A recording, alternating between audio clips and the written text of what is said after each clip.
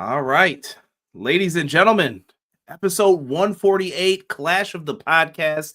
Sean is somewhere flying overhead, probably in first class, wondering what's a peasant like Conrad doing tonight. He's recording Clash of the Podcast still, Sean. I see that you're in the chat. I have to mess with you. This is episode 148. I know people are going to expect us to talk about Night of Champions. I kind of want to talk about the events surrounding Night of Champions, and that's about it, really. We got Raw talk. Raw just went off the air. If you're here in the U.S., we'll talk about it. There's the highs, the lows, the hoopties. You know how it goes. So we'll get into all of that and more. All In is next week. Listen, next week, you thought Clash got counterbooked this week. Wait till you see the counterbooking that goes on that weekend, because I put the graphic together. And there are 5 shows in one graphic. And I was like, and some of them are small. And I was like, dude, I don't know if we can cover all of this in one show. This is going to be nuts. I'll have to get with Sean about that and what we're going to be doing for next week. But there's a lot going on for it. Did I miss anything, Beej? We're going to talk MLP. We're going to talk news, a little AEW, a smidge of New Japan and TNA. Yeah. Right now, for anybody who's audio, this is your first time hearing me. This obviously isn't Sean. Visual, hey.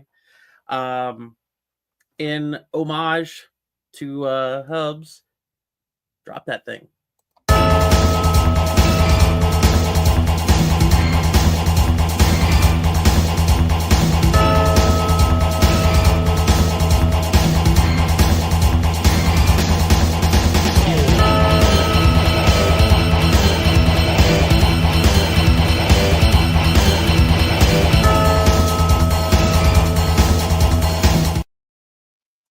Big welcome to everyone who's in here, man. I gotta show some love and get some comments in. Appreciate all of you guys. Ray Thompson with the happy Monday, guys. Hope everyone had a great weekend. Ray, I hope you had a great weekend, my friend. Absolutely. You guys were a little early. XGW was right behind you early as well, saying, yo, what's good? What's good? Ray said, Night of Champions delivered for me. I thought it was an awesome show. Orton versus Cody and Punk Cena were 2 of my favorite WWE matches this year. We'll talk about it. Yeah. We'll talk about it. I thought the crowd was great as well. Rhea versus Raquel exceeded my expectations. I'm glad you enjoyed, Ray.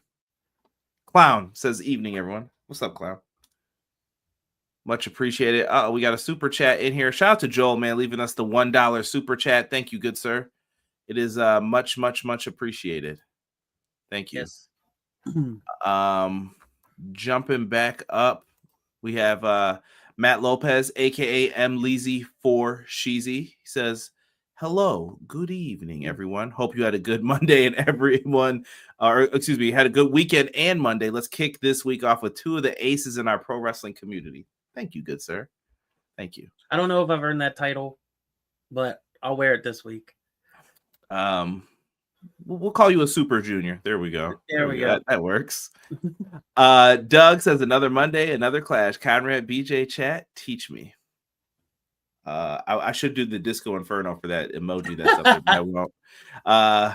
Because Big Show farted on Disco Inferno and he did nothing. So sorry, I have to take that jab anytime I can. I felt like I was watching Monday Night Raw commercial break tonight. Ew, not yes, good. There were a lot.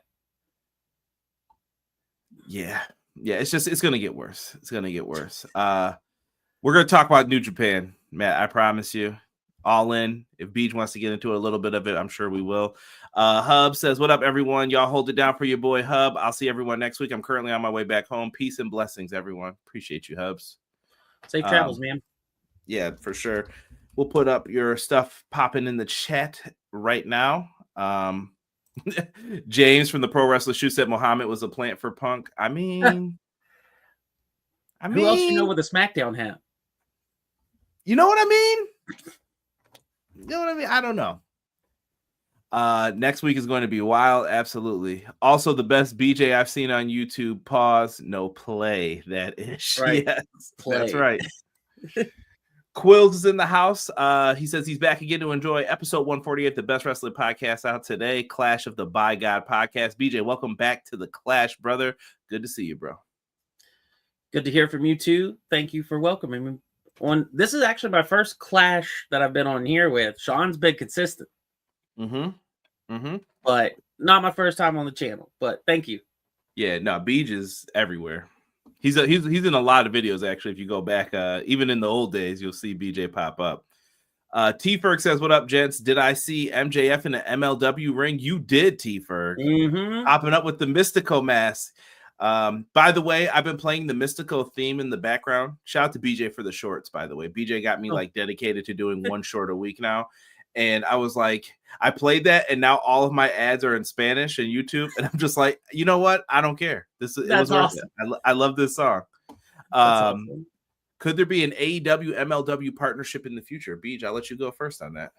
I do not see how MJF showed up there without there being at least light talks. You might get a spot here and a spot there. It might not be to the level of like New Japan and AEW or anything like right now, but I think over time we are going to see again, like we had before a couple years ago, a more united front against the WWE. As where's Derek? He must be telling you to say it like that. Yeah, I think you're right. I mean, why would MLW trust them? Number one, I know they got 20 million allegedly ish, 20 million ish, maybe after they had to pay their lawyer, but they got that money from WWE. I don't see why they would trust them fully. They already work with CMLL on a bunch of other stuff.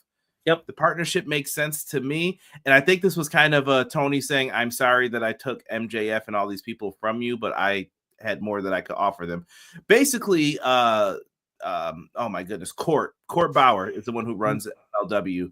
He had contracts that stated you could work anywhere but WWE. Well, when AEW started, you didn't say I couldn't work AEW, and that's what right. You didn't say I could. You said I could go to TNA if I got signed. You didn't say anything about if I went to AEW. So that's how they were able to get some talent.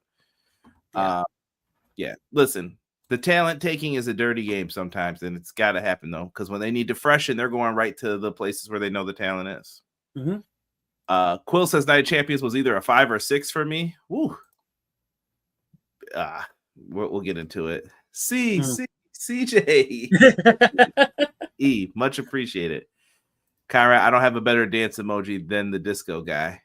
Yeah. Now all I need is some bad wrestling opinions, and we'll have a great podcast going on over here. Let me see. Don't look at me for that. I got jokes all day for Disco Inferno, all day. It helps that both partnerships already have partners in CMLL and New Japan. Touche, Matt. A friend of my friend. You, BJ, couldn't have said it better, my friend. Couldn't have said it better. Let's get into I guess let's talk Raw first tonight. I don't have many graphics for it. Okay. We'll just run down the pictures here of what happened. Rhea Ripley. This one's for Rob. The insistence of Triple H pushing Rhea Ripley is detrimental to the health of the show. Like, I don't know why. This was lazy. I audibly said out loud, lazy. Lazy booking because in what world does the champion come out and challenge the random challenger just because of popularity? Like, if there was the reason she was under her skin or something like that, it doesn't happen. They could have had any kind of match to qualify. They could have had the champion saying that they wanted to elevate women on the roster, so giving someone new a chance and showcase any kind of thing. This was lazy. This was lazy writing and lazy booking, in my opinion. Matt Lopez chimes in and says WWE apparently remembered they had an all-women's pay-per-view in a week and they had to fill the card. Yeah. And, you know, it's nothing against Io Sky or Rhea. That was an incredibly lazy way to make that match happen. Yeah, it also felt weird because hasn't she beaten Rhea a bunch of times? Like, how is this challenging yourself? Yeah, exactly. It's like awkward. It's awkward. Yeah, she had to come out and say, as champ, that means I'm the best.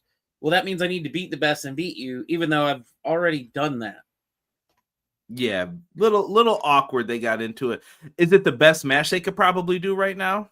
Maybe. At least on that brand. Potentially. I mean, unless you want to be, I don't know, creative. And come up with something. What do you mean? They got a battle royal they announced tonight. Oh, yeah.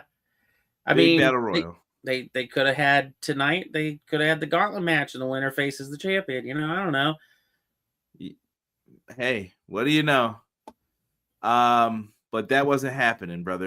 Given how much they like to creep in on things AEW's doing with 2 gauntlet matches coming up in a week or so, you think they might have jumped the gun and got one in first. I have a theory on why they ran the finish to that pay-per-view as well. I don't think it was just done just because. I think it was, yeah, now you guys do it and see if people are tired of it. Yeah. Just saying. So now if I'm them, I'm like, do we pivot or do we not pivot? That's you know what I mean? You asking about if AEW should pivot? No, I'm talking about from like we know the finish was going to be that big Avengers style. I call it the Avengers ending, like WrestleMania 40. So do you do that now, or do you say, nah, we're not doing that? But I think it's too perfect to not do it. It's too perfect. It's too perfect. Yeah, because that's what they've done every single time. It's just now I think you have to do it better. You have to say, you know what? Let's be crazy. What can't they do that we can do? A lot. Right. Rhea Hogan, cut it out, James. I know he's messing with me, trolling. James is the ultimate troll for those that don't know. Like, I'm not falling for this. Cut it out. They could have done Io versus Asuka. Could have, but you wanted to book someone. You're focused on SummerSlam with that. You've already kind of sailed that ship too. When you're booking those contender matches that you think people forget, instead of going month to month to figure out what you're going to do with the shows. Challenge for the championship title, BJ. Who could have ever booked that? Too confusing. Yeah, right. But you know, for heaven's sake, we can't have more wrestling on our 2.5 hour show. Yeah. Quill says that he thinks it's lazy and predictable. Like, I'm always going to be on the predictable. Doesn't mean it's bad. It doesn't mean it's bad. I'm fine with that. It depends on how often you're predictable. I think that plays a factor too. And sometimes it's good to be predictable because then when it's like, I got you. Kind of like Hangman winning. Like, listen, you heard me. Will Ospreay's going to win. Ospreay's going to do this. And he's going to go to all. I thought it too. Remember last year? Swerving him as well. Oh, I'm like, oh, yeah, Ospreay's going to win. And then he can go to All In as the champ. Yep. Swerve when I drive. Swerve. I was like, yep, got me again. I'm just saying. WCW 2000. Come on. There's no wall out here. There's no vampiro. None of that. Speaking of other disappointments I had in the show. All right. I got to talk about this, and I'm going to keep it 100 right now. I want to go back to the New Day's heel turn before we start getting into this. My, oh my, how we lost this one. It's like a fish that you tried to put it in the boat and it just flopped right out and went back in the water. What did we do with this New Day heel turn? Now, look, I wouldn't be the first to tell you. I tell the truth about this. Those New Day boos were piped in. They were piped in 100%. Because if you go back and watch the original version of the promo, you can see the part with the mic and the boos were kind of already coming in. I was like, nah, something's off here. And they're sweetening some of these things. They've done this since the pandemic because they're like, oh, no one cares. Let's keep doing it. They realized they couldn't keep doing it with Dom as much. And so they tried to pivot to someone else. You notice those boos aren't as loud now because what they would do is turn the volume up and like say, yep, amplify the boos. It's very awkward, but what have we done with the New Day? Like, I'm gonna be the first to say it. I'm not the only. I know I'm not the only. It was that whole day. I knew when they said that the idea was to change them and to pivot and whatever. It's like, this is not a good idea. You do not break up the New Day. You do not break up the New Day. I have said it so many times. They still did it. They had something, and then they just decided to not make it as intense as they needed to, not give a payoff that they needed to, not put them on TV enough like they needed to. So you wanted to have this moment to do what? Other than let it be 5 minutes of TV at this point. Yeah, love I the kind New of Day. agreed with you. You know, I didn't think I even ride the Big E having his desk job thing. I was going with the gimmick, whatever, but like you're not showcasing them. You're not giving them the opportunity, and it's just now we see what happened tonight. Oh, E coming in with I think WWE fans will find this maybe as a hot take a little bit. Cena and New Day's heel turns were executed poorly. I agree. I think it was short-sighted, some of it. And was it worth it to be short-sighted to do this? Kofi Kingston is someone I feel like I can't boo him. He's Ricky Steamboat to me. Like, no matter how hard Kofi is trying to be a heel, it doesn't work. Like, I love Kofi. Even when he's doing heel thing, he shaves the top of his mustache off because he knows it annoys people like me. And I'm like, it's not. I still love you, Kofi. Like, you're the guy, bro. I love you, Kofi. There's only one way Ricky the Dragon would have ever worked if he turned heel, and it's if he started using his real name, Richard Blood. Yeah, that brings out a dragon to actually eat his opponents. Yeah, stuff. Exactly. Then it would work. It's like, oh, but you're not Ricky the Dragon. You're someone else. Like, Richie, you have a Ric Flair poster up. Oh, Richie Steamboat's doing well, by the way. Yeah. Just thought about him, NXT classic legend. But going back to this, man, what are we doing? So Finn Balor, aka Finn Balor, and I mean that with respect because I like Finn Balor, but we know what they've turned him into. And JD McDonough, why did we give them the belts back? Like, someone tell me that there's an accolade that I'm missing with New Day. Like, are New Day like one reign away from something and they're gonna get the belts back before like Mania? Like, I could see something like that. This Raw tag division's in trouble. Mayday, somebody save the day. This tag division needs help. Also, this could have happened before. I apologize. Haven't been the most avid of Raw watchers in the Netflix era. When did the JD's theme change? It's been a while. Garbage. It feels weird. Fire Def Rebel. I feel like Finn likes it, and they were like, yes, we need a rap song. But then someone was like, yeah, but it doesn't fit Judgment Day. Like, Judgment Day seems like they need that rock type of theme, and they're rebels. You listen, no offense, OTC and the homies, they got the rap themes locked down, the good ones especially too. By the way, don't think I didn't notice that you gave a dope theme to another family member over there. I've noticed their themes are good, and everyone else is like, here you go. Don't mind that. I don't know, man. I don't know what we're doing here. I'll keep it short and sweet. They won the tag titles. Finn Balor, JD, Dom celebrating with him. Dom has a rib injury. I'm not going to touch on this again, but he can't wrestle AJ quite yet. I don't know what's going on in the background of that, but cool, great. Sorry about that. No, you're good. You're good. It's what it is, right? I feel very weird about this. You only have the War Raiders, New Day. Are we finally gonna put the belts on American Made, or is that their name? Yeah, it's American Made. When they first got called up, I'm like, okay, I could see like soon. Since they've been called up, no, like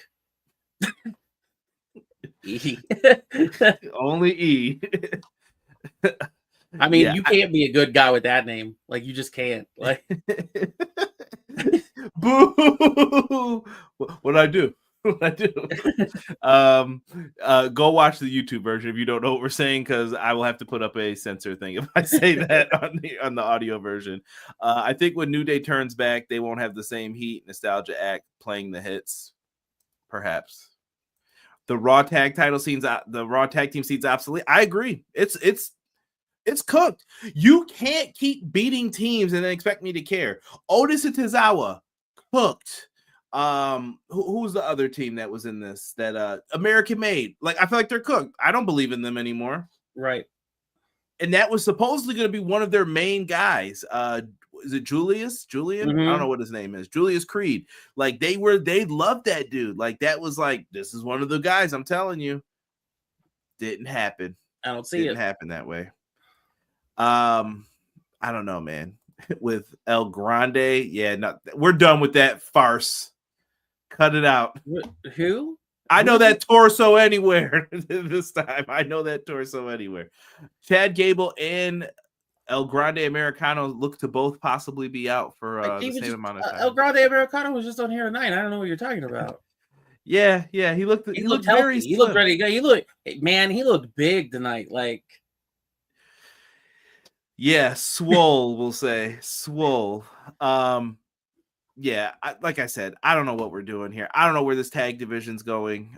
Jumping in, I felt like I was watching Raw from like, I don't know, 5 years ago, 7 years ago. Yeah. Sheamus versus Rusev. Yo, what happened to these two? At one point, I wanted Sheamus to win the Intercontinental title. I don't think I could care less. And Rusev, I'm not feeling it. I'm just not feeling it. I still want Sheamus to win that IC title. You got to build him up. You got to make me believe, though. Like, oh, yeah, absolutely. But, yeah, this match, like, when Rusev just even came out with his theme, I'm just kind of like, this feels bland from the jump. And the whole thing just was. Oh, Fuego too, yeah. Where's he been? I don't know who you're talking about. Fuego too? I'm a big fan. I don't even know where Fuego's been. I'm a big fan of KJ Orso. Oh, okay. Yeah, okay. There we go. Yeah. Here we go. He lost his aura, they're saying. Yeah. I don't know. Reason why the Wyatt family went to SmackDown. Oh, I got some SmackDown notes to talk about too. I don't know. Yo, I don't know what the finishes are with the tag titles on SmackDown sometimes too. It's like chaos. Yay, chaos. Meanwhile, you're having matches that cook on SmackDown as well, though. Like there was a really good tag match lately too. Like I don't know. It's just not good. Rusev beats Sheamus. Yippee. Yay. The general managers made an announcement tonight. It was for a battle royal. Yippee skippy again. I don't know. Do you care, BJ? Like, winner gets a world title shot in the future at Clash in Paris. No. Any favorites right now? Someone that you think should get a title shot?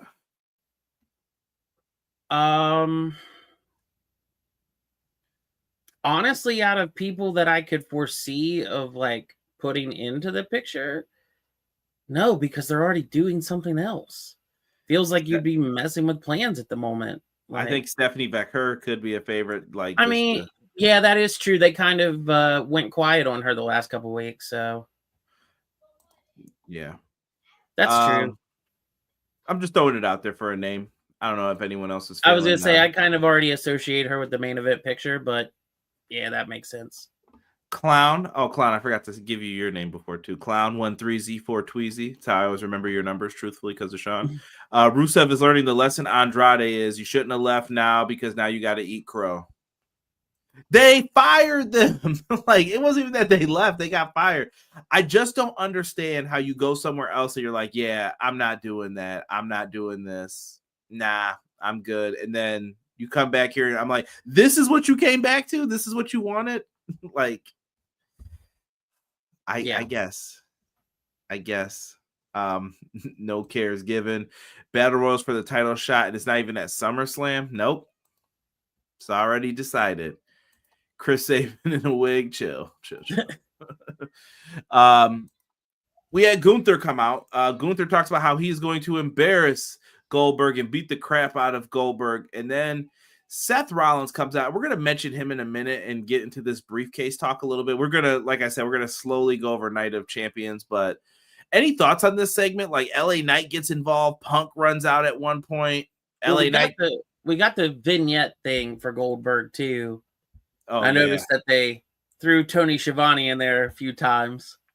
Yeah. You know what I was hoping for? I was hoping Raven came out. That's what I was thinking after they showed the vignette before anyone came out. Like, Raven should come out and be like, what makes you so special? Yeah. Sitting in the corner. Yeah, you're not so tough. You're not so great. Yeah. Goldberg could destroy you, man. I know firsthand. But we don't invite people like that back. No. Why would we? Yeah. Who's gonna remember him? Sorry, I'm glad we got rid of that guy.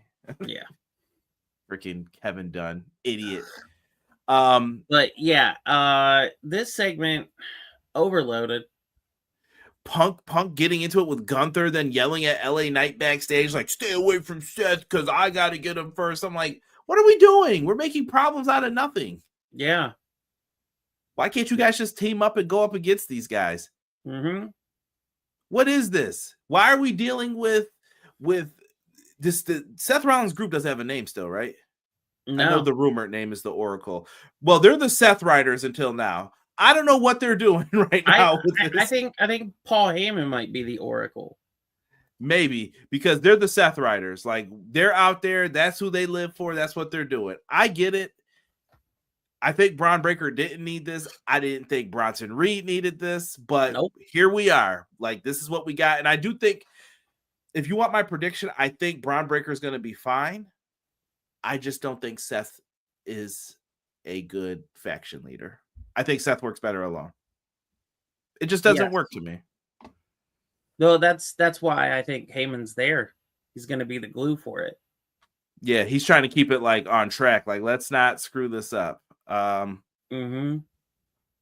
Oh my goodness. I just don't know what we're doing. But yeah, the segment was overloaded for all the reasons for Punk to be mad, and we're leading with Punk wants revenge on Seth. What could you not have the same thing of Seth was gonna have the belt, but Punk stopped him? Like, you're just picking and choosing one side to show off instead of the other, instead of letting it be what everybody saw. And then also putting in the Gunther, like, shoulder bump and now LA Knight and whatever. And it's like, what are you trying to do here? Gunther has a match against Goldberg in a couple of weeks, and none of these people are in play. It's like you're trying to book for 2 shows ahead or a show ahead. Yeah. And it's like, this wasn't the show to do that. You're on the fallout of a pay-per-view. You should be following the single story for at least a couple of weeks. Yeah, and LA Knight's facing Seth Rollins. They just jumped right into that. And I was like, okay, that's fine. Which I understand, but I don't know. What draft? Dude, I've given up. When they announced that draft after SummerSlam, you better boo. I really would like to see garbage thrown. But did they show even a single thing remotely to say why LA Knight is on Raw? No. We had a reason why Seth was there when they were, doing the whole like super show heading into the pay-per-view. There's no reason. We're post all of that. So why is he here? He's a SmackDown guy. Continuity. Come on. It's been dead for a long time. Brand split, unless before what is that supposed to be? PPV, I think. Yeah. No, bro, it's over for that. That brand split is dead.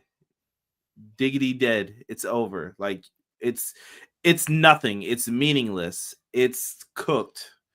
I've said this for years. The last time it meant something was 2016. I have a random question, but it's about the thread of this show. Maybe WWE in general. Why is no one desperate to fight Cena? He has said, I have so many dates. I'm leaving with this belt. And we're still dealing with, this month you got this guy. Like, you see, where is BJ? He's on SmackDown. And only but where's the urgency in general of, like, let's save our belt? Like, Cody's here. That's all you have to worry about now. Cody will save the day. Main event, it was Penta and Sammy taking on Bronson, and I don't know why all he could do was bark now for the most part. That's also why Braun Breaker. So they went into this match. We kind of knew Sammy had already injured his ribs previously because he got destroyed by Braun Breaker. I did notice that Heyman before the match that mentioned like Plan B is getting set up because Seth had left the building already, and it was like, well, what's Plan B? And they never really explained it. So I think that new members coming in, whether it be we talked about Ricky Saints and Ethan Page, Ego, yeah, one of those two might end up in the group. I don't know how I feel about that either, really. Ricky can talk. He needs the microphone. He doesn't really need to be with Heyman in them. And I also don't want him eating pins. Yeah, that person is going to eat the pins. And Ethan, are we going to have Ethan? I wouldn't believe Ethan beating either of these two, like Penta or Sammy. I'm like, no, we're not doing that. So, like I said, it's going to be tough. I don't know what the plan is, though. Maybe that's it. Penta got half an entrance for this. They go through the match because they didn't have time, and Braun Breaker gets the win, spearing Sammy to oblivion. All I'm gonna say is, for all the Jurassic and dinosaur remarks they wanted to make, we had that tag match a few years ago. It was called Jurassic Express versus Bear Country. For Godzilla versus Kong. Yeah. Why are you trying to rehash that years later? I didn't see anybody out there looking like a dinosaur. Just saying. Ooh, we got some super Cody yuck. Plan B is Cody Rhodes. Do tell, guys. I'm interested in this. Wait, like Cody would join? Well, I want to talk to you about some of this stuff here. Like I said, we'll go over that. That was Monday Night Raw in a nutshell. Would I say it was a passable show? Yes. Am I saying it's the greatest Raw in the history of Netflix? No. I think it was just okay. It was okay show. Yeah. Moving on. Night of Champions. This was your match card. Great. They changed it up on us from when me and Sean previewed it last week. Totally fine with that. Cody Rhodes won King of the Ring, right? He beat Randy Orton. There? Was it 2? 2. Am I being kind? 2. So Cody wins King of the Ring. He's getting the title shot at SummerSlam. People are saying that, is it time for Cody to turn heel? Now, I know Sean's been on the train of Cody needs to turn heel, BJ. You haven't really expressed on here your thoughts. What do you do with Cody at this point? Well, they messed up by having this whole Rock, Travis Scott, Cena heel turn thing. You could have had Cody versus Cena face versus face.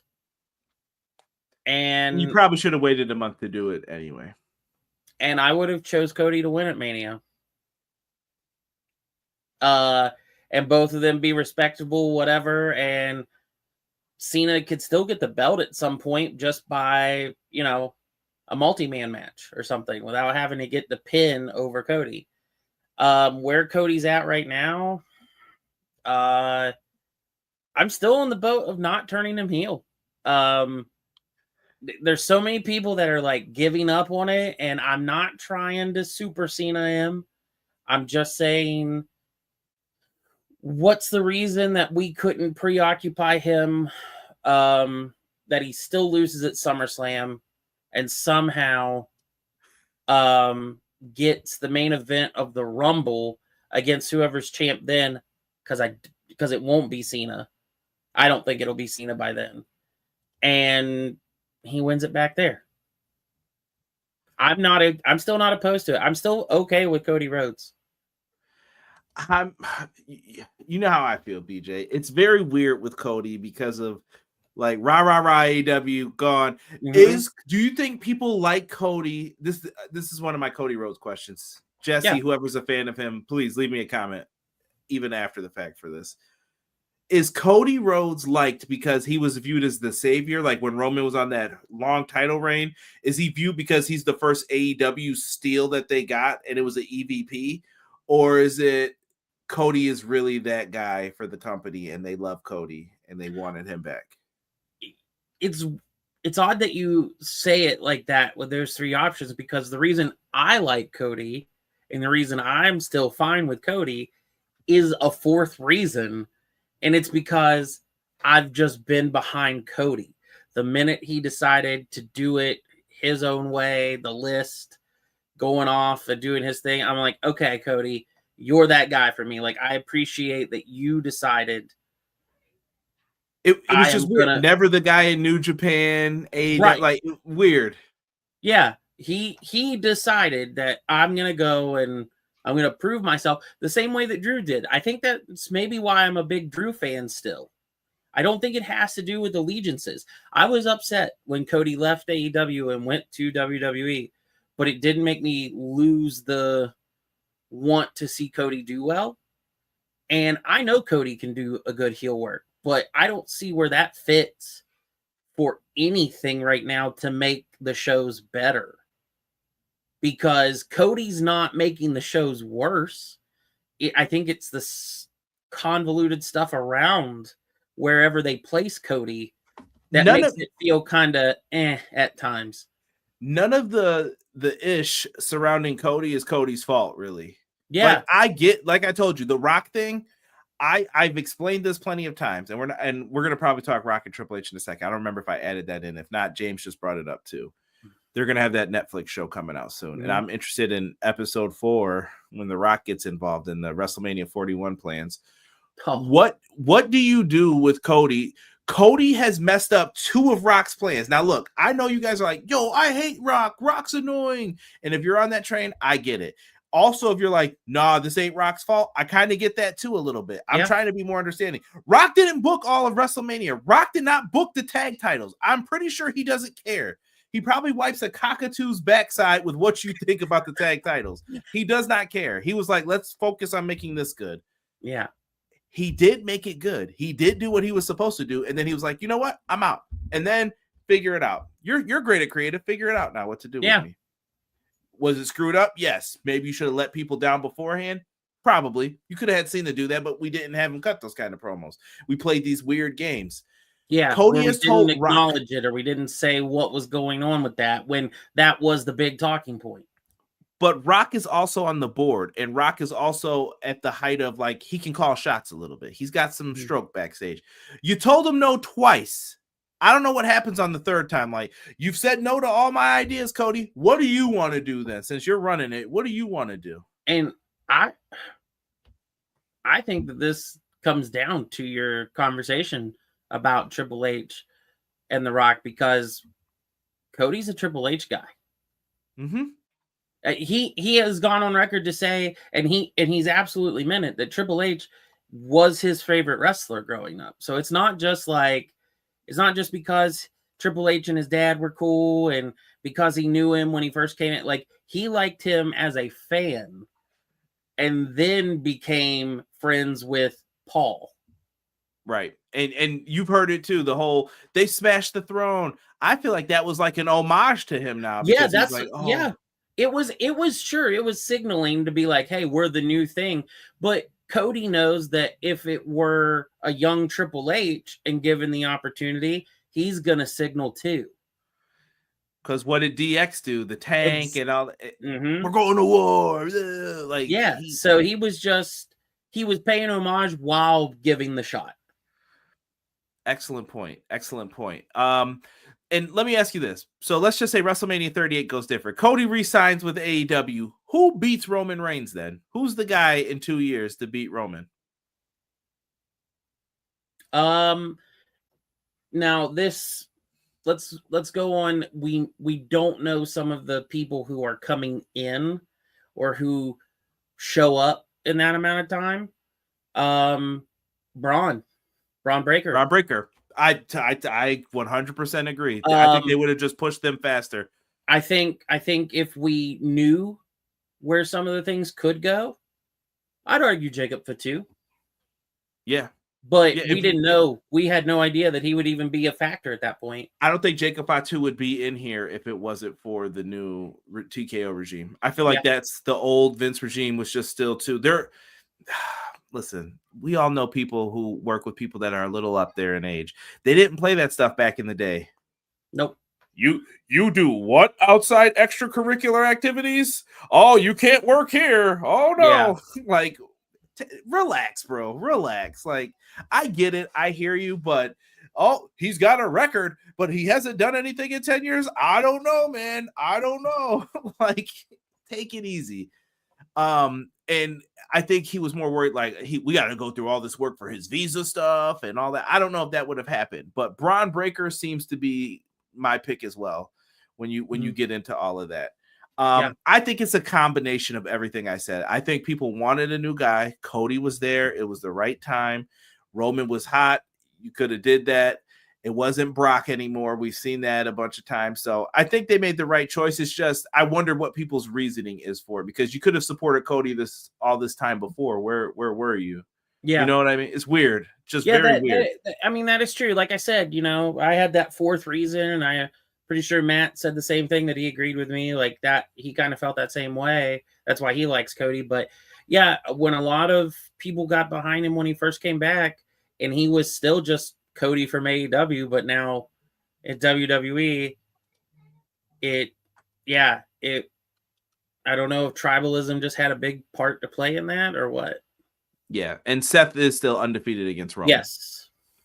If Cody didn't come back, I think Braun Breaker gets fast tracked. I think Theory's fast tracked as well, and I'll stand by this. I still think Julius Creed would have been fast tracked. Yep, I agree.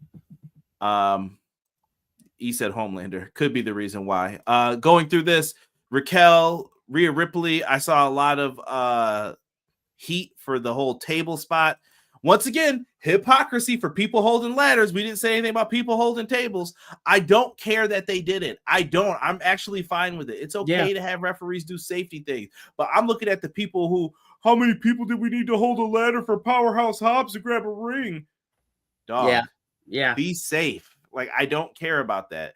Stop looking for stuff to get upset about and be mad about. Fine match between these two. Exceeded expectations. And here comes the guy who allegedly won't take back bumps, but he was taking back bumps in this match. Sami Zayn, Karrion Kross. Any quick thoughts on this, Beach? You're rubbing your head. Let this man go. And I don't mean it. I don't mean it in the sense of I want him to lose his job. I was gonna say which one. Karrion Kross. I don't know if you saw the pre-show for Night of Champions. No. They had Karrion Kross like doing a backstage vignette thing. And now maybe they've got me. Maybe they have me tricked.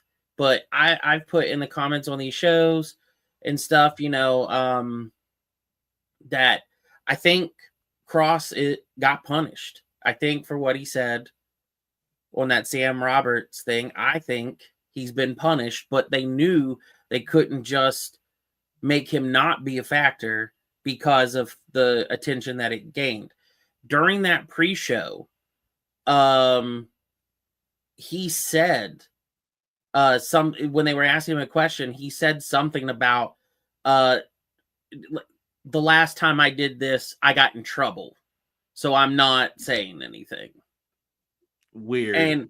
And I don't know then even if this is him, I'm playing this close because people think I did, or if he just doesn't care, he's just doing his job until the contract's over, because I knew that was the rumor that he didn't have long left.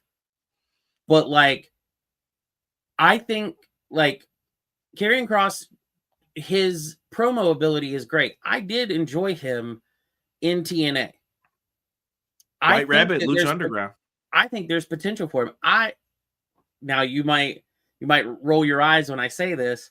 I think there'd be great potential with him and Moxley as a tag team.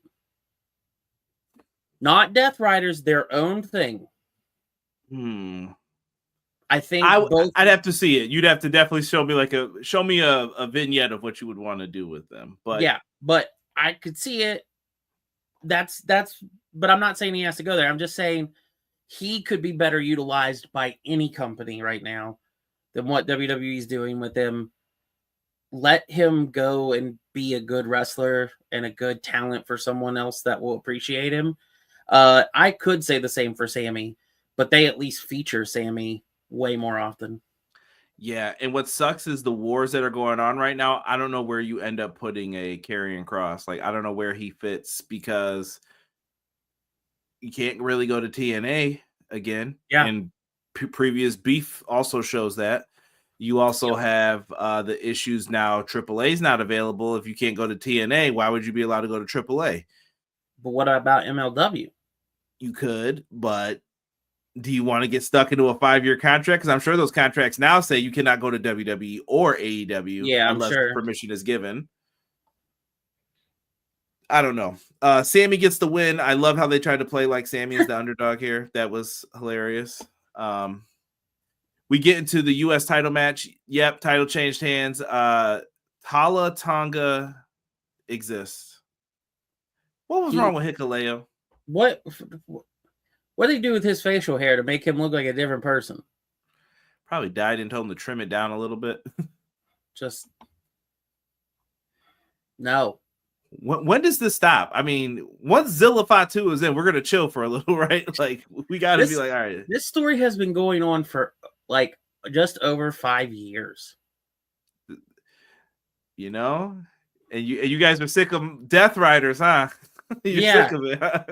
All right, we're just bringing a new one. Like, could you imagine? Could you imagine? And I'm not playing the AEW advocate here. I'm just saying, storyline wise, could you imagine if we're at the all in Tokyo Dome in 2030 and the ninth member of the Death Riders gets revealed there, and it's like I don't know, John Moxley's nephew. No, make it be Brody's son. Yo, that'd be crazy. That actually happened now that you said that. But like, we'll come back to this. We'll come back to this in 5 years if that like happens. But like, could you imagine if that storyline would have gone on that long? Stop giving Tony new ideas. I think I could do that. I like E's comment. He's like the other Tongas, but Tala. Yeah, like, come on. I know it's close to his real name. I did look up, like, I saw someone say, someone was in a wrestling group I'm in, and they were like, I didn't realize I went to high school with this guy. They posted his high school picture, and I was like, oh, gosh. And then his name is similar. It's close to Tala, so I was like, all right, I'm gonna let you slide on it. It's not the worst name you could have. There's plenty of other worse names, but now if they bring in Zilla and they call him Shorter Tonga, like that's then that's a joke. You've been played. Jade Cargill. I had a friend call me, Beej. Very interesting here. So Jade Cargill's getting the SummerSlam title shot for I would assume the women's championship. Yeah. The WWE women's championship. And dog, my friend said that he thinks that the experiment's over. This is someone who has left AEW, and it's like, I'm watching WWE, and he was like, how many times are we going to do this? Like, it's not getting better. What's going on here? And this is a person who loved, like, stuck up for Jade Cargill. Was like, no, I think it's a good move for her to go to WWE, all that. And I think they finally just gave up here. Like, yeah, absolutely. They had an opportunity with Jade. You saw what Tony did. Make her Goldberg, but for the women's division. It's successful. It worked. People came around. They immediately were like, nope, tag team wrestling, not multi-person matches. Oh, you got to like time your stuff with multiple people at a time where you've never had to do this before. The other thing about it is she should be a heel. Yeah. She works so much better as that.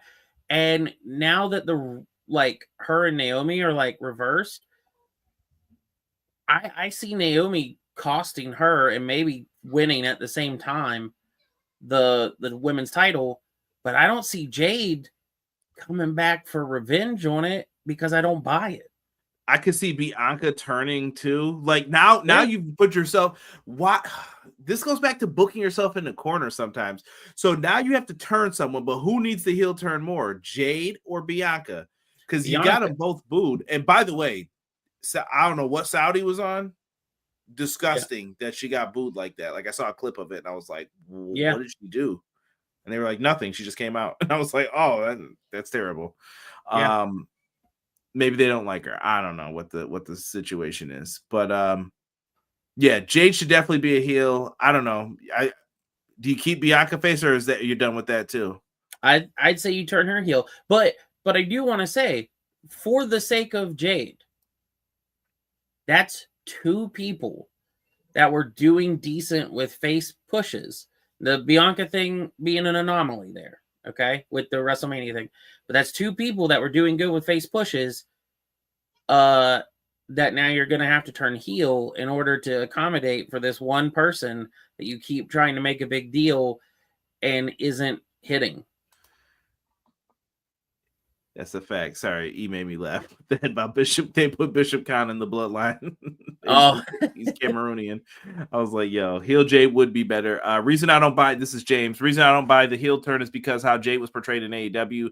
I've been waiting for footage of her pushing into the car window.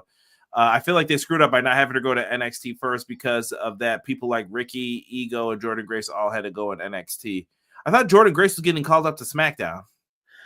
I don't think that Jade is the reason that they're now going to NXT.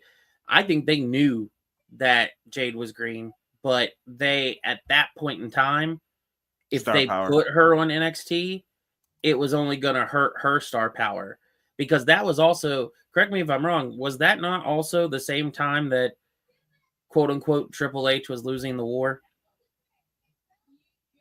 Kind of. I think perceptually, like it made WWE look greater. That was what they wanted at the time. Like, look, big star from over there. Got him. Got him. Elevate. Now, and I think Ricky's on NXT because, hey, we needed stars to bolster up this roster. Yeah. Trying to make Jade the female Roman. I don't know. They need to do something, because this ain't it. Is the only thing I could say. All right, let's get into Punk, Cena, and Seth stuff here. Apologies now, everybody. Yeah, they had the match set up, Night of Champions. We know about their feud. It goes way back, man. Going back to that Money in the Bank show, I'm going to come out here and be 100% honest with you guys. Be vulnerable here for a second. BJ, feel free to cook me a little bit if you need to. CM Punk has been my dude for a long time. Like, when he first came into WWE, I was like, yo, this dude is sweet, bro. I'm telling you, you guys don't know. He's going to cut epic promos if you give him a mic. I had to wait a while for him to get a mic. He didn't really get the microphone. I had to wait a while. Then he finally gets this promo, the pipe bomb promo. I fell asleep, and then I had to get up and rewind it because Rob told me, dude, you got to wake up. I had a job where I was like up at 4 a.m., 3 a.m., and I was knocked out during this promo. Oh. He was like, you're never going to believe it. He came out in a Stone Cold shirt. He started shooting. I was like, shooting? What? What are you talking about? They don't do that. And then I went back and watched it. Fantastic. I believed in this guy. And I was like, yes, he should win the title. We went to a festival in my local area. I came home that day. I watched Money in the Bank on my computer. I will not tell you how. I don't remember the site. I don't care. I watched Money in the Bank, and I'm sitting there, and I'm like, yes. When he wins, bro, we lose our mind. I'm like, this is the greatest thing ever. This is so great. He takes a picture of the belts in the refrigerator. Then I proceed to watch them slowly but surely screw things up. Yeah. You have CM Punk lose to Triple H. What was that? You had Nash. Bro, I was there when Triple H beat him. I don't know if you know that. Like, in the crowd, the guy in front of me, I was like, dude, CM Punk's winning this. How could you be stupid to mess up someone white hot? He's selling the most shirts. He's doing this. And then he was like, dude, it's Triple H. And I'll just never forget. Pedigree, 1, 2. And as soon as that 3 hit, I got the... And you're like, oh, they're stupid. They're so stupid. Yeah. And if you go listen to Kevin Nash's podcast, click this. Kevin Nash said that Triple H turned to him after, and he was like, oh, I'm beating him. You're not getting the match. I'm beating him. And it was like, wow, that's what they did. And to me, you screwed up a white hot babyface. Then they were like, oh, we have to retcon this, put the belt back on him with Del Rio. We go through the whole thing, right? Punk never gets his main events. He never gets the WrestleMania main events. They screw it up.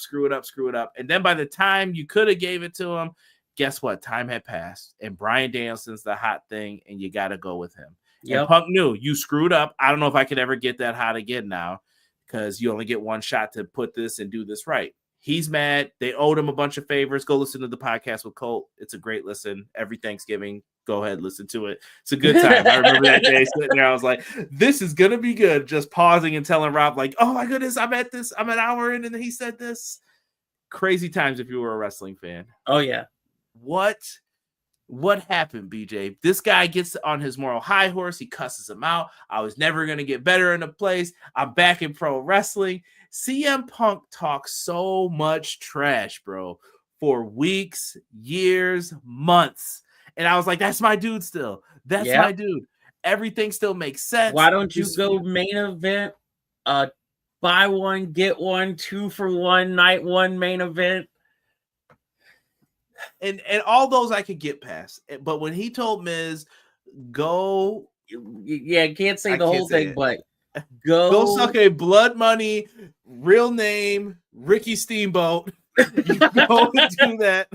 He said you could go do that. And I was like, okay, he's standing on his principles here. That's right. Then the man that, and I hate to add to this, but the man that walks into the Texas arenas with the trans rights and, like the pro-choice and showing his opinions and showing that he stands for what he believes in, no matter the place.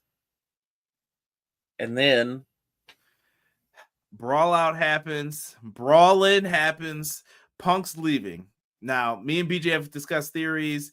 Did he do it on purpose? Was it this? Was it that? You can come to your own conclusions on that because this is the new Montreal. I hope people know this. Like for the younger generation, this is new Montreal. We all want to know so badly what happened, and I want the Punk versus Elite match. If I read a tweet, or maybe it was Meltzer or someone said it, if CM Punk apologized to Tony Khan and all them and went back, do you think Tony would pick him up? I said in a heartbeat. I think in a heartbeat he would do it. He'd be like, "Are we going to make this money now?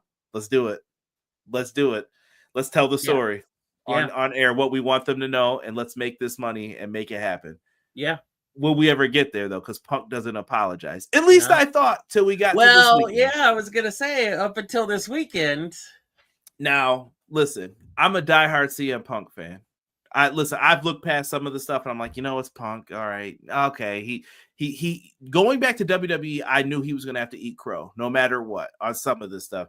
Oh, you're in that WrestleMania, buy one, get one. Oh, you're doing this.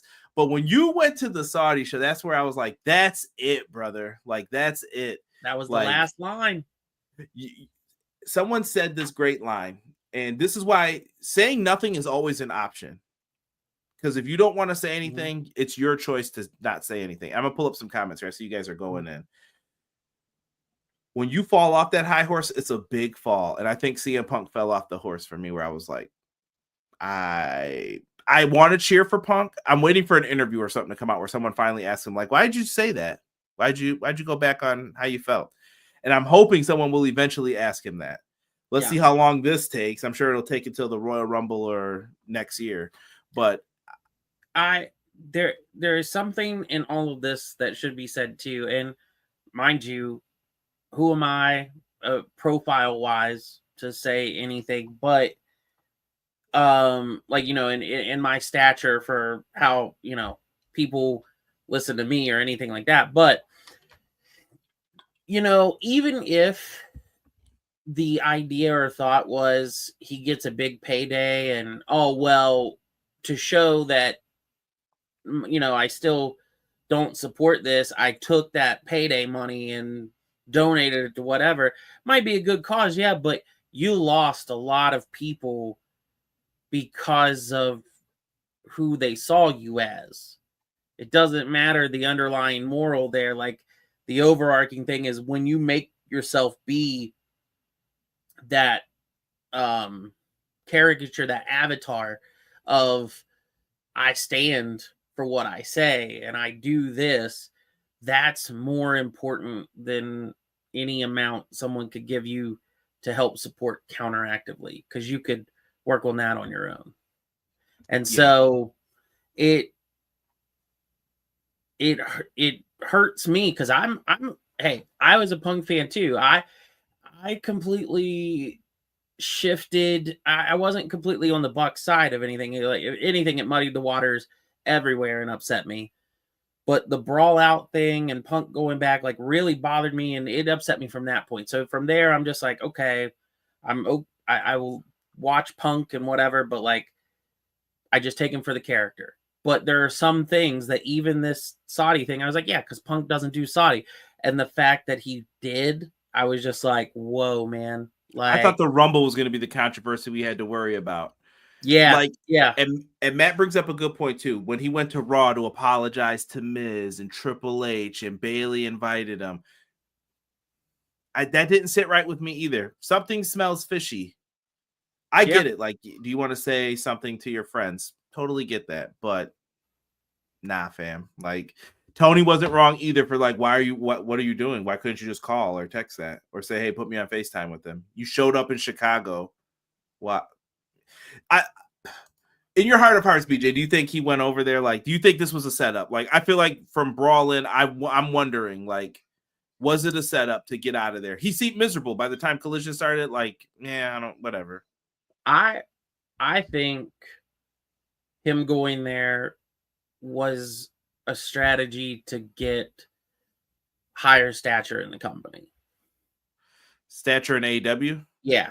And if he couldn't get it, then this is at least what I can do and be out of there. And when he realized he couldn't get it, or while he was trying to get it, he was going to be constantly berated, disrespected, and having stories leak like the Jungle Boy one. That's when he was like, okay, then I'm going. And I do think that the other people at fault too. Like, I will still stand yeah. They're not angels. There's like Punk didn't just make up some story with Colt Cabana out of nowhere and say like, yeah, I was gonna get him fired. Like, why on earth? And maybe he was, but why on earth would that story get out then? Who put out the story? And to this day, whoever did that, coward, because you started all of this technically. So whoever told them that story, like, it's crazy. I agree. Going back to what this match was about, though, we talk about rituals. Cena cut his pipe bomb. Me and Sean talked about it. I told you, I don't think it's that. I think people glazed this a little too hard. The Cena one, I was like, meh, it was good, but it's a rehash of this. Like, you're copying something that was already great. Yeah. Then we got this, and someone said this might be a humiliation ritual or something. I don't know what Punk was doing. He tried to come out and rap. Some of the things were good bars, but then the longer it went on, I was like, this is weird. Yeah. This guy beat you up last week. Like, why wouldn't you fight him? Mm-hmm. I don't understand that stuff sometimes when I see it. So, Punk Life, they're selling the merch, all that. They go to Sweet Saudi Money, like 13. I don't know what number we're at. Rollins is coming out to cash in, and this is part of what I wanted to discuss too. Like, what's Seth Rollins doing with this briefcase, BJ? Like, what do you see as the vision? Because is it him cashing in on Gunther? Is it him going towards Cena? I still think it's Gunther. Like, I think it's the World Heavyweight Championship. I don't see him being WWE champion. I think it's wrong for him to go for Gunther, but I think that he is going to go for the World Heavyweight Championship. Because to me, the payoff is him and Sammy. In the end, like, you have to find a way to get to him and Sammy. Mm-hmm. But I don't know how Punk gets to the championship. To me, the only way Punk's getting to the championship is through Cody. I think the WrestleMania 42 to me is Punk and Cody for the world title. Night 2, night 1 will be Sammy and Seth. Yeah, I could see that.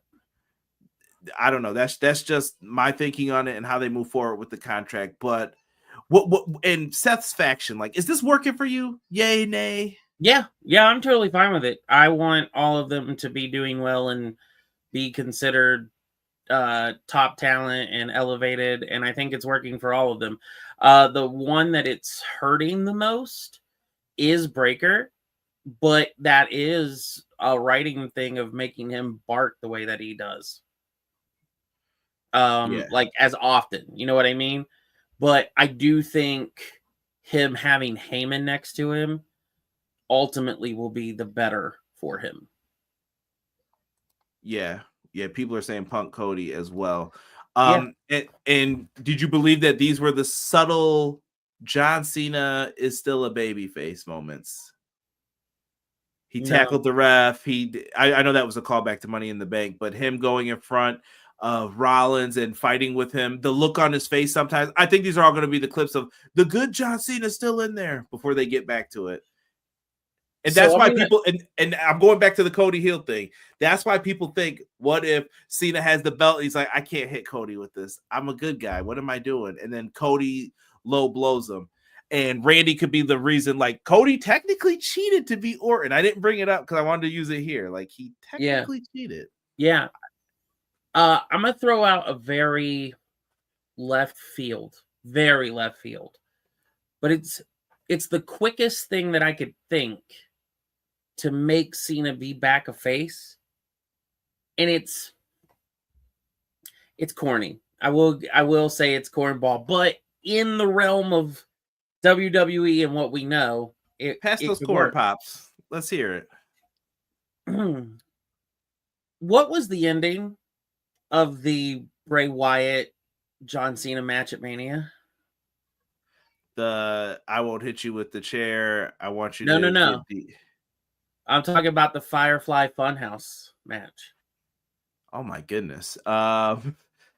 That's a blurry time for me, man. I just remember eating chicken fingers with Derek that night, truthfully speaking. I enjoyed that match. I know Bray won. Right. And it's like he had Cena taken away. What if he has some kind of run-in with the Wyatt Six? And you find out that, like, Bray kept wanting him to show this evilness. Bray got into him. They realize it's no longer right, and they show him the error of his ways. Could be. Like I said, it's a very cornball way of doing it, but as a fan, I'd be like, you know what? No, you did a great callback. That's a great thing. I remember that moment. I liked that. I'm fine with it. Let's roll. Chad, I'm interested if you guys think that would be a good idea. How do you feel about the Cody heel turn that I just pitched, though? You did cheat and you're doing all these things that are heelish, but yet. And you would think everyone thinks Orton's gonna turn, but it's Cody who then's like, I should have listened to Rock because that's what screwed me over. I should have listened to Rock and I could have still been the champ. I think it works for the moment. It helps with being able to flip Cena back. But you got to have a top face to take Cody's spot, and I don't see anyone doing that. Like, no. I love Jey Uso, but he ain't doing that. Nah. No offense to Sean. It's not going to be Jey against Cody like that. It's not Punk. Punk's too old. Like, listen, I just doubt both of our favorite people. I'm like, no, it's not Punk. It could be Sammy, but they won't let him.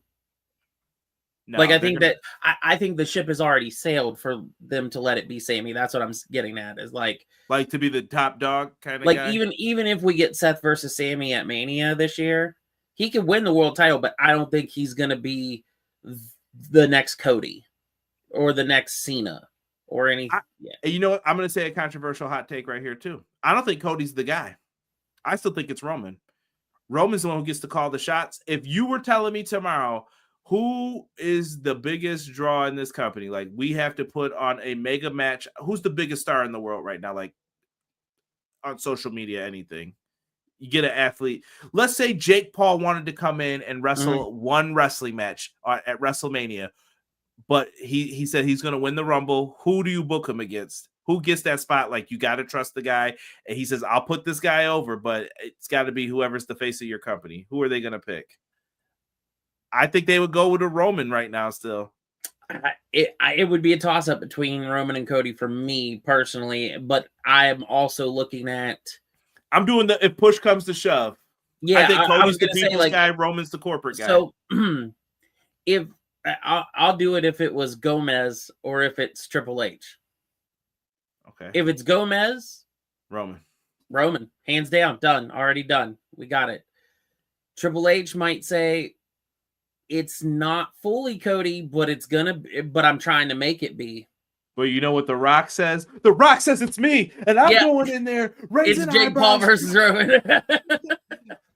Or Jake Paul versus The Rock, yeah. And if it's not me, it's going to be my cousin. So what do you guys want it to be? Brian, write up the script. That's true. Episode 4. Yeah. We'll see what that show tells. It's going to be crazy. Cena ends up beating Punk because of Seth. Seth screws Punk. There is not a more fitting image than this to end the night for CM Punk after losing to John Cena. But yeah, that's where we are. Yeah, I'm disappointed in CM Punk. I'll leave it at that for now. Yeah. Triple H gets out and then he gets on the post show and says he's incredibly proud of CM Punk for apologizing. I don't want to get into what's Punk forced to. Brandon Thurston wrote an article today. Punk has grill marks on the front and back of him. Mm-hmm. He is cooked. He is done. Like, when Ryback's sticking up for you, you know that the world has turned a little bit on the axis. Like, I was like, wait, Ryback's sticking up for CM Punk? Yeah. Crazy. Like, and I think some people just feel bad for the guy because whether you like him or you don't, people can't keep his name out of their mouths ever. Yeah. Always something to talk about. He is the cult of personality. Yeah. Sadly. Right now, I think if you're a Punk fan, it's okay to be disappointed in Punk, is what I'm trying to tell people. And I'm saying that as a Punk fan. Yeah. Running through the rest of the WWE real quick. Julia won the Women's United States Championship. Sorry to Zelina, who lost it. By the way, great promo that she cut. If you guys read the subtitles where she says that she doesn't care about the title, but then she wins this title. Hilarious to me. Go back and check out the promo that she did the week before. I was like, who approved this? I don't care about that title. And she's like, yeah, I got it. We'll see what they do with her. I don't know what this means for Julia. And I got a beef with this one too. I mentioned DIY Andrade Ray Phoenix. Good match. I saw highlights of it. Go back, check it out. Ron Killings. We brought this guy back to have one match with Cena to lose, then to have him feud with Aleister Black. What? I felt it was a puff piece that last week where they said like, "Oh, he's been doing great. We got to get some creative stuff for him soon." I'm like, sounds like you guys didn't know what the hell you were doing with him the whole time. Yeah. Like I said, puff piece to me. So I don't know. Feel free to jump in. I just wish I had the image to replace myself right now with the Triple H holding the sign who booked this S. Because that's how I feel about that. Like, wow, we're dropping the ball. He kept jumping Cena. He kept attacking Cena. He should still be doing that until there's another match formally. Also, SmackDown back to 2 hours. Thank goodness. It's needed because, and I still don't have full faith in that show. Still the worst of the 3 WWE shows. I stand on that. Like I mentioned, we had injuries. Apparently, Grande Americano's not hurt. I don't know, but Chad Gable's out. He's fine. Otis is out. Now, I don't know if you remember hearing Wade Barrett on commentary when Michael Cole tried to say that they were the same person at Money in the Bank. Wade Barrett said his nipples are different. That as a wrestler and you change, you see those things. That is broadcast journalism at its finest, folks. So that might be BJ's clip for tomorrow. There you go. Yeah, it's all about the nipples. Moving on, we have Saturday night's main event. Gunther Goldberg. It's happening. I hope Goldberg gets what he wants out of this. Just his last hurrah here. I'm not mad at the guy or anything. Like, do your thing, bro. But let's make this it. He will, but at what cost? Yeah, I don't know. After this, hang him up. Well, you have Gunther lose to Jay, get it back from Jay, and then lose to Goldberg. What do you do with Gunther after? Cooked. Like, yeah. And I think it's all, I think it's a 90-second match for a 30-second moment and then a cash in. So you think Goldberg's winning? Yeah. I hope they don't do that. I really do. I think Goldberg's winning. That would be absolute insanity. To me, you could have kept the belt on Jey Uso to do that then. But yeah. I guess they want the visual of this. This is more visually pleasing, maybe. I don't know. Goldberg went out on top as champ. Disney ending with balloons and pyro. Yo, y'all gotta stop with the Sean Hubbard Disney ending. Sean's definitely gonna come on here and talk his mess if he wins. Evolution. second one. This show is happening on the 13th at 6:30 State Farm Arena.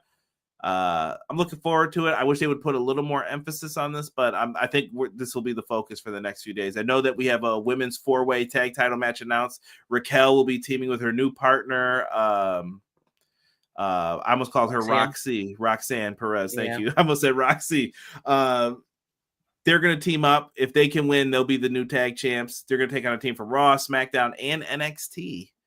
Would have been nice if Meta-4 was still around. Right?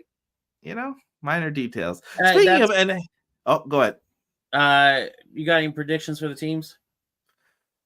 I don't know. I feel like it'll be like Ivy, Nile, and Natty for like Raw. Yeah.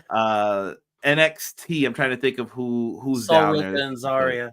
Yeah, Sol Ruka and Zarya, and then who's on SmackDown? Michin and BFAB. There you go. There it is. Or you could go with the Chelsea Green's group, the Hercevis. Yeah, the Secret Hervis. Yeah, Hervis. Thank you. I said the Hercevis like it's a horror film. Yes. Yeah, you could do that as well. So there's possibilities in there. You could do Asuka and Kyrie as a surprise team. Yeah, that's true. I would be with that. But we got a Kyrie vignette tonight. Did you see that? No, I missed it. I must have been. they had a Kyrie saying like vignette hyping about her coming for gold. Ooh. So giving her some attention there. We got someone said get Brett on the phone for that Goldberg match. Meta-4 still being around. That's a good idea. You know the rest. Quills, you are not wrong. That's Raw right. could be Natty and Max Dupree. It's going to be Charlotte and Bliss. Bliss and Charlotte. Could be. They've been teasing that. I could see that. They were building it without us knowing it. NXT, we got Great American Bash in Atlanta. Funny, it's going to start at around 3 p.m. Who would have guessed? What do you know? Moving on. And then this gets into the WWE Unreal series. We mentioned it before. I don't know. You going to check this out? Is it on the? I want to see just episode 4 will be. Yeah, episode 4 for sure. But it's one of those things where you're going to know in the first like 10 to 15 minutes, is this someone like helping to actually make this seem like legit, or is this what we're crafting? And Hunter, I never knew how hard it was for you to spit water. You're married to him. What are we doing? Stop. Yeah, lying. yeah, that's what I'm saying. So like when I see that, I'm like, you'll know in the first 15 minutes, but Here after comes that, Nick Khan. I respect Gomez in the family name, but I proceed to cut him out of anything he's mentioned in. Yes, totally. Yeah. Like, what is happening here, man? We'll see. I'll talk with Hubs to see if this is something he'll want to get into every week. Maybe that'll be something for Hubonomics for him.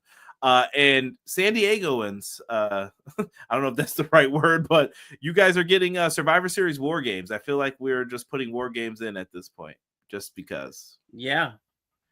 I predict we'll get Babyface Cena here. He'll be on the Babyface team. I don't think he'll be in War Games. Too risque for the Hollywood schedule. I don't think Roman will be in it again either. Really? You don't think? I saw someone put up one where it would be like Roman, Cody, Cena, Punk, and I forgot who the other person was. It might have been LA Knight or something. Nah, they're like just they're trying to Avengers that. Like they got that Disney mindset at that point. And who else has got the Infinity Gauntlet to face all those people? Like nobody. Like, come on. Oh boy. Yeah. Nah. Lawsuit. Never heard of it. H. Yeah. Or didn't read it. Yeah. Is John Cena working War Games? I don't know. I think he might. He's on the flyer. Yeah, what but just because he might have a match. Speaking of flyers, let's run through this. We're going to switch it up from WWE. We got live happening on Triller TV, Maple Leaf Pro Wrestling this weekend coming up. You got Resurrection. I like the name of this. It reminds me of like an EFED type of name. Yeah. we're going to have a whole card, title matches from other places, and I've got the scoops for you guys. We're going to get PCO taking on Dan Maff with Jimmy Jacobs as his manager in a House of Pain match. Pack it up, pack it in, let me begin. I came to win. Battle PCO, that's a sin. All right. No more House of Pain matches. Especially in Montreal. Exactly. It's going down in Quebec, man.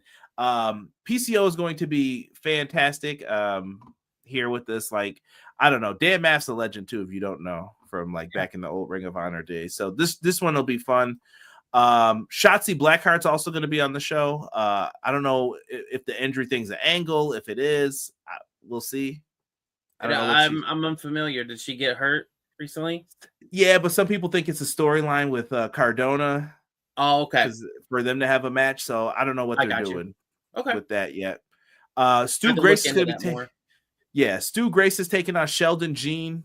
That should be a fantastic match. Sheldon Jean's really, really good. I wouldn't be surprised if you guys see him picked up by TNA, WWE, or AEW in the future. Keep your eyes on Sheldon Green. And Stu Grace, an underrated talent. Definitely deserves more. The Good Brothers will be on this card, but what are they doing? Taking on the War Dogs, baby. Finley and Maloney. Rilla. So I'll ask you this question because I'll admit I faded a little bit on New Japan, but have they completely dissolved the Bullet Club name?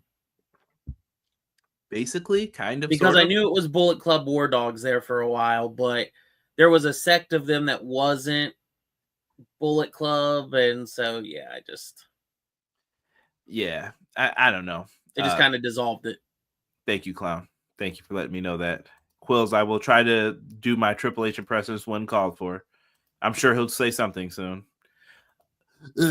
Can't wait to see you guys check out the Unreal show where I blame The Rock for everything, but Rock has a script that we have to follow as well.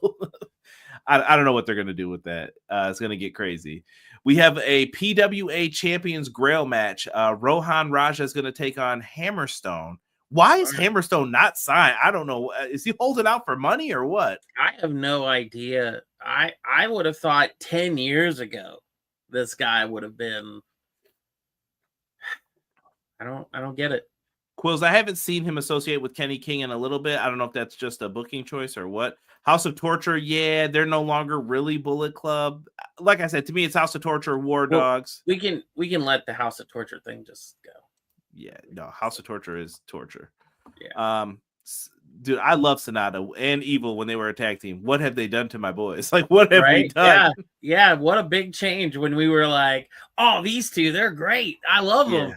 LIJ forever. And then you're just like, no. What happened to the days of just not liking Yoshihashi? Those were good days. I mean, I'm still on that train, but like. Yeah. I mean, Goto had him sitting out there, hold my coat. It's time to fight. Have we ever had justification for Yoshihashi? No, it's just Yoshihashi. He's just Yoshihashi. Nope. We're like, nope, not buying this. Yep. NWA has a match on here. Tom Latimer taking on Matt Cardona for the NWA Championship. NWA's got a new TV deal on Roku. I don't know what they're going to try to do here, but yeah. I mean, I say this because if I had the shirt, I would wear it. That I'm a Matt Cardona guy, so I'd give him Z True Long Island Story. I think Shotzi's doing a remix of that too, like indie. I forgot, like Shotzi Blackheart True something story. I forgot. You got to look it up. Okay, that's why people are like that out.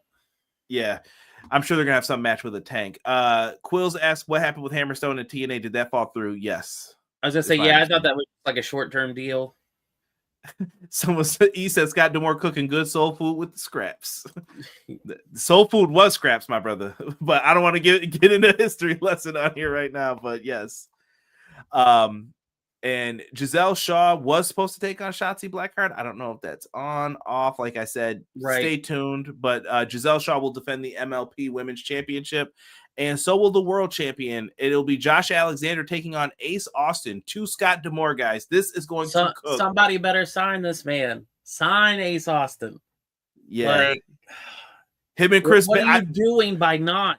What are you doing by not? BJ, How many years have you heard me yell at people about, dog, can you please just sign Chris Bay and Ace Austin or TNA? Can you put world titles on them? Yeah. I'm done. I'm done with this. They're a tag team. I love them as a tag team. They're great. They're even better singles wrestlers. And I think we wasted so much time. But that's TNA for you. And speaking of TNA, check out Maple Leaf Pro Triller, July 5th. Check it out. Slammiversary. Dog, what do we do? Joe Hendry and Trick Williams. Dog, where is Mike Santana? Why do you wait so long on this stuff? Santana better be added. This is Slammiversary. Where they break my heart every year. Like, I feel like they always do something where I'm like, why? Why can't you just give me the match? Yeah. And you're in New York. Mike Santana. That's what I'm saying. Should have been. Yes. Should have been. Yeah. And I'm going to do a little criticize the other side thing here. We got First Class taking on the Hardys versus the Nemeths versus the Rascals in a ladder match. I saw someone say, like, yeah, the only time Jeff Hardy should never been in ladder matches in AEW. Do you say it here? Do you say it here? I won't get on Jeff too bad right now. I know he was just in my area doing pictures and stuff for people, but yeah, come on, man. I think you changed the belts also here. In Pittsburgh, just right up. Yeah, and I think you personally, if you ask me who I want to see win this, I'm going to say First Class. I've seen the Rascals with the tag titles. I know they're good. That's fair. Yeah, that's fair. AJ should be one of the leaders for TNA. I think he gets good heat, and I think people give him a lot of crud that he doesn't deserve. Yeah. And as we're wrapping up here, we got to talk about Tanahashi Jam. BJ, did you see this match? No, you didn't, because it wasn't on TV. That's right. Or it wasn't where we could see it in the States. It wasn't on New Japan World. It was only on television in Japan. So they did a championship change. There were a bunch of like first times since like 2001, first time since 2004 with this like title change that wasn't aired on TV on New Japan World, things like that. Zack Sabre Jr. is back to being the IWGP champion again. It sounds like Goto's hurt. Maybe that's why they had to make this move. It sounds like an elbow or shoulder injury or something. Well, I don't want anybody to be hurt by any means, but that would make more sense than what I was fearful that it was. Because are you on the board of TK book this? I wasn't gonna say that he booked it, but Forbidden Door is just around the corner in the UK. Yeah, and maybe this is just a short term to sell some tickets to the UK show, but yeah, I don't know here. Goto was doing great though as the I thought Goto was going to Wrestle Kingdom with the title, honestly. But I'm sad that he's not. There's still time though. Maybe this is the match. The rematch is at Wrestle Kingdom. Like you just let these guys go in and do it. Yeah. Oh, also first time that the match was just stopped. Zack Sabre Jr. won via stoppage. So he said Goto got miles on that booty. Yeah, he's been around a long time. Yeah. I DM'd you the updated. Hold on here. Live breaking news from our reporter, Matt. Maple Leaf Pro has added a 6-man scramble. Jonathan Gresham, Psycho Mike, TJP, Matthew Allen, Richard Clark, lose one of the names, kid. Bhupinder and Mike Bailey. Okay. Hey. They got Mike stuff Bailey happening. That match. That's right. Okay. And apparently Santino must have heard me because I just saw TNA have announced on Twitter that he is added to the match. Good. He'll let him win it. Let's redeem that Slammiversary breaking your heart. Please. Thank you. Thank you, Santino and TNA Creative. Yeah, we're going towards Forbidden Door. Dynamite 300 this Wednesday. Me and Derek will have you covered after the show. We'll be talking about it. Who's getting the 4-way spot for the number 2 spot in the Casino Gauntlet? Mercedes Moné taking on Mina Shirakawa. Kota Ibushi versus Kazuchika Okada. Stop playing with me. Tony Khan is a madman. Tony Khan is a madman. With 1 week build, Kota Ibushi versus Okada. Listen, man. If it's half as good as what they used to be, it's over. The only thing that you could ever top with a Kota Ibushi like match, like hyping it up, is a Naito one with him, and we don't need that. We don't need that. And I say that as a fan of both of them. And I can't see any more German suplexes on the aprons in for Ring their of Honor. necks and for my own like squeamishness. I never want to see that again. But those matches were moments in time, every single one of them. Beach, man, it's been real. It's been fun. I've enjoyed this, man. We're going to let you guys get on out of here. I know we came on at a different hour. We should be back next week, 6:05 Eastern Standard Time over here. Me and Derek Wednesday, 10:15. We'll have the all-in on the super station, the mothership, if you will. We'll be right here, Everything Pro Wrestling. That's not for you, Daddy. That's for Luga. That's for Stinger. That's not for you, Steve. Gotta look up Steve Austin and ECW to get that reference in that promo. But yeah, we'll have fun. BJ, I thank you for coming on here, brother. If you got something to plug, feel free, or tell people where they can follow you. Give them something here. Right now, you can follow me at Everyone Loves a BJ on all platforms. Hey, can't help it if it's true. I got some stuff in the works. It's been taking some time, but life has thrown some weird curveballs, but in good ways. Things will always find a way if you're determined to make them find a way. I'll leave you with that little bit of wisdom. I thank you for having me on. Can't wait for Sean to be back next week so I could join y'all still in the chat and get the flow back of how it's been. But yeah, anytime you need, I'm here. And we've talked about doing a special with you coming up one of these weeks, maybe like on a Thursday or something. We can just get together and I don't know, we'll throw out a crazy idea and just discuss it or something. Absolutely. I'm at this point now. I don't even think it's the Super Junior that we talked earlier. I think right now I'm the good hand. The good hand. Okay. Yeah. So we'll throw it in there. Maybe we'll all get into a chat and figure out something to work together, man. Right. I thank you guys. I'm going to try and do Sean's lines as best I can. Be good, stay safe, and always remember, folks, evil never prevails. Got to say that for my tag team partner, Sean Hubbard, who I'm hoping has a safe trip and safe landing. For myself, my guy BJ, we are out for this episode of Clash, and we will see you guys all on the next one. Peace.